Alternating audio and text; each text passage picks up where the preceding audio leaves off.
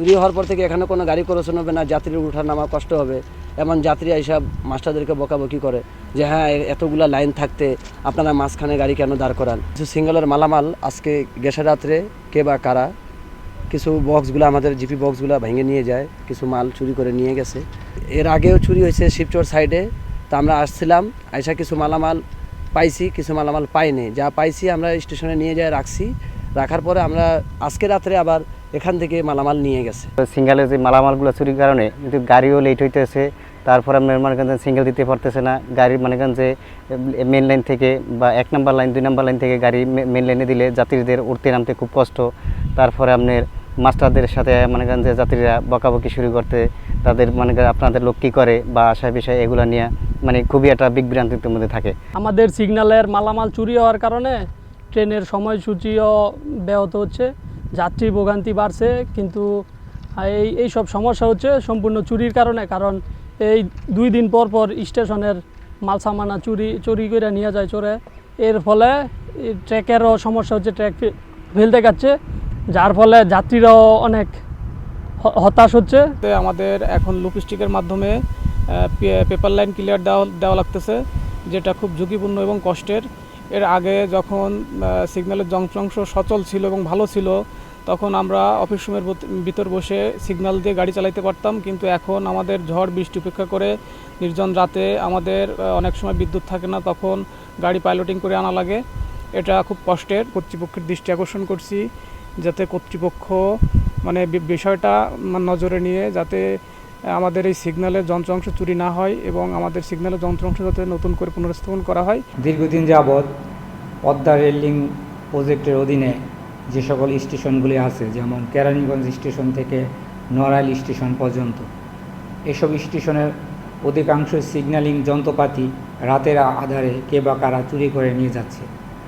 এরকম অবস্থায় গত মার্চের 18 তারিখে জংশন প্রান্তের শিবচর স্টেশনের সিগন্যাল সংশ্লিষ্ট 2টি ট্রাকপথ দুষ্কৃতিকারীরা চুরি করে নিয়ে যায়। অনুরূপভাবে পদ্মা স্টেশনের শিবচর প্রান্তের সিগন্যালিং যন্ত্রপাতিও দুষ্কৃতিকারীরা গত 9 জুন চুরি করে নিয়ে যায়। ফলে উভয় দিকের ব্লক অচল থাকায় আমাদেরকে পেপার লাইন ক্লিয়ারের মাধ্যমে ট্রেন চলাচল সচল রাখা হচ্ছে। এভাবে পেপার লাইন ক্লিয়ারের মাধ্যমে ট্রেন চলাচল সচল রাখলে ট্রেনের স্বাভাবিক গতি বিলম্বিত হয়, ফলে ট্রেনটি নির্ধারিত সময়ে গন্তব্যস্থলে পৌঁছতে পারে না। প্রতিনিয়তই এই বিভিন্ন স্টেশন থেকে এই সিগন্যালিংয়ের যন্ত্রপাতি দুষ্কৃতিকারীরা চুরি করে নিয়ে যাচ্ছে। এটা প্রতিহত করার আমরা কোনো উপায় দেখতে পাচ্ছি না এবং আমরা প্রশাসনের কাছে দূর দাবি জানাচ্ছি যেন আমাদের এই সিগন্যালিংয়ের যন্ত্রপাতি যাতে চুরি না হয় এর জন্য কঠোর মনিটরিং করার জন্য। প্রকল্প যখন আমরা যখন স্টেশনের দায়িত্বভার গ্রহণ করি, তখন প্রকল্পের লোকজন স্টেশনে এই সিগন্যালিংয়ের যন্ত্রপাতি পাশাপাশি স্টেশনের বিভিন্ন মূল্যবান যন্ত্রপাতি নিরাপত্তার জন্য তাদের প্রহরী ছিল। ধীরে ধীরে তারা প্রহরী প্রত্যাহার করে নেয় এবং রেল থেকেও নিরাপত্তার জন্য কোনো প্রহরী বা সদস্য নিয়োগ দেয় নাই। এই অবস্থায় এই দুষ্কৃতিকারীরা নির্বিঘ্নে এসব যন্ত্রপাতি মূল্যবান যন্ত্রাংশ চুরি করে নিয়ে যাচ্ছে। নিরাপত্তার জন্য জোরদার করার জন্য নিরাপত্তা প্রহরী যাতে রেলওয়ে কর্তৃপক্ষ নিয়োগ দেয়, অথবা প্রজেক্টে যতদিন আছে প্রজেক্ট যেন আরও এখানে প্রহরী নিয়োগ দেয়। পাশাপাশি যেসব যন্ত্রাংশ চুরি যাচ্ছে এগুলো যাতে পুনঃস্থাপন করে দেয়, যাতে ট্রেনের গতিটা স্বাভাবিকভাবে চলে এবং ট্রেন নির্ধারিত গন্তব্যে সঠিক সময় পৌঁছতে পারে। 2024 সালের ডিসেম্বর মাসের শেষ দিকে নতুন করে আবার সিগন্যালিং ইকুইপমেন্টগুলো আবার ইনস্টল করা হয়েছে। তারপরে 1 বছর 5 মাস পর্যন্ত এই সিগন্যালিং সিস্টেমটা সচল ছিল।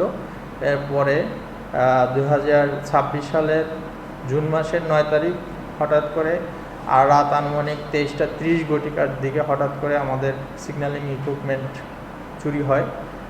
এর 2 দিন পরে আবার নতুন করে চুরি হয়। ঠিক তারপরে 4-5 দিন পরে সিগন্যালিং ইকুইপমেন্ট কিছু লাগানোর পরে ট্রেন চলাচল স্বাভাবিক ছিল।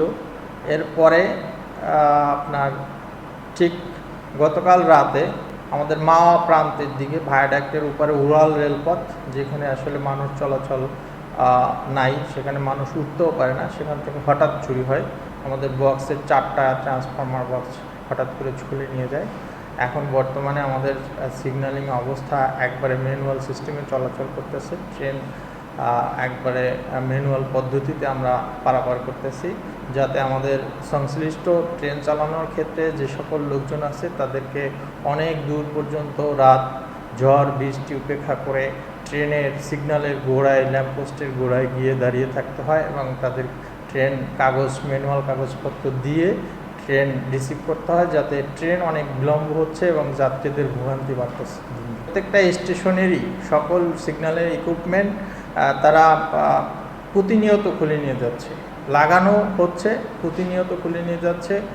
এটা শুধু আমাদের স্টেশন না, একবারে গ্যান্ডারিয়া থেকে শুরু করে আপ টু ভাঙা পর্যন্ত, ভাঙার পরেও যে নতুন লাইনের যে সিগন্যালিং ইকুইপমেন্ট আছে সেগুলোও চুরি হচ্ছে।